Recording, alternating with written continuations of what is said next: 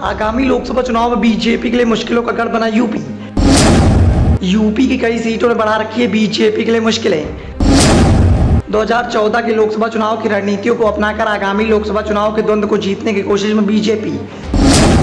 क्या समाजवादी पार्टी करेगी भारतीय जनता पार्टी की रणनीतियों को ध्वस्त? यूं तो भारतीय जनता पार्टी 2019 में हारी हुई लोकसभा सीटों को जीतने के लिए पूरी ताकत लगा रही है, मगर पार्टी के आंतरिक सर्वे ने पार्टी के होश उड़ा रखे हैं। आंतरिक सर्वे के मुताबिक कई सीटें रेड जोन में शामिल बताई जा रही हैं। इनमें फिरोजाबाद, बदायूं और इटावा जैसी 2019 में जीती हुई सीटें भी शामिल हैं। इसके अलावा भारतीय जनता पार्टी के द्वारा उपचुनाव में जीती हुई रामपुर और आजमगढ़ लोकसभा सीट भी अभी रेड जोन का ही हिस्सा बताई जा रही है। 2014 में जीती हुई लोकसभा सीटों को भारतीय जनता पार्टी 2024 में फिर से हासिल करना चाहती है।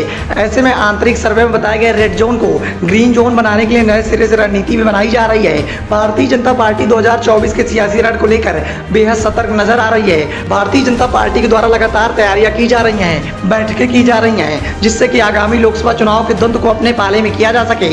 हर कमजोरी पर बारीकी से ध्यान दिया जा रहा है। इसको देखते हुए भारतीय जनता पार्टी के द्वारा आंतरिक सर्वे कराया गया, लेकिन सर्वे ने पार्टी के होश उड़ा दिए। आंतरिक सर्वे के मुताबिक करीब 1.5 दर्जन सीटें भारतीय जनता पार्टी के लिए सुरक्षित बताई नहीं जा रही हैं। पार्टी के लिए सबसे बड़ी मुसीबत का सबब यह बना हुआ है, इसमें कई सीटें ऐसी हैं जिस पर भारतीय जनता पार्टी ने जीत हासिल की है, जो रेड जोन में दिखाई दे रही हैं। पश्चिम उत्तर प्रदेश के मुरादाबाद, संभल, रामपुर, नगीना, बिजनौर के अलावा बदायूं, फिरोजाबाद, इटावा और मैनपुरी सीटें भी रेड जोन में शामिल हैं। वहीं पूर्वी यूपी की आजमगढ़, घोसी, लालगंज, गाजीपुर, जौनपुर, श्रावस्ती और अम्बेडकर नगर की सीटें शामिल बताई जा रही हैं। इनमें से भारतीय जनता पार्टी ने 2014 में मुरादाबाद, संभल, अम्बेडकर नगर, नगीना, गाजीपुर, घोसी और लालगंज सीटों पर जीत हासिल की थी, मगर 2019 में सियासी पैतरे पलट गए और भारतीय जनता पार्टी को इन सीटों पर करारी हार का सामना भी करना पड़ा। इस बार भारतीय जनता पार्टी की कोशिश इन सीटों पर फिर से जीत हासिल करने की है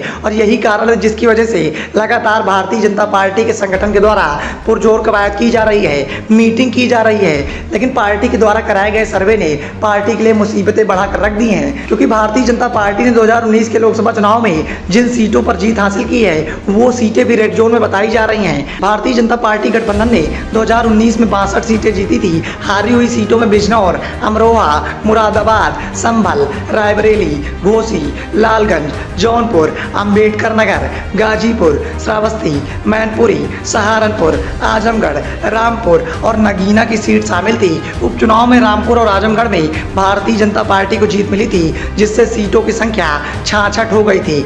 आगामी लोकसभा चुनाव के द्वंद्व को जीतने के लिए भारतीय जनता पार्टी लगातार कशमकश कर रही है, तो समाजवादी पार्टी भी अपनी पुरजोर कवायद में लगी हुई है। समाजवादी पार्टी के मुखिया अखिलेश यादव के द्वारा हाल ही में बैठक बुलाई गई और समाजवादी पार्टी के अंदर की तकरार को मिटाने की पुरजोर कवायद की गई।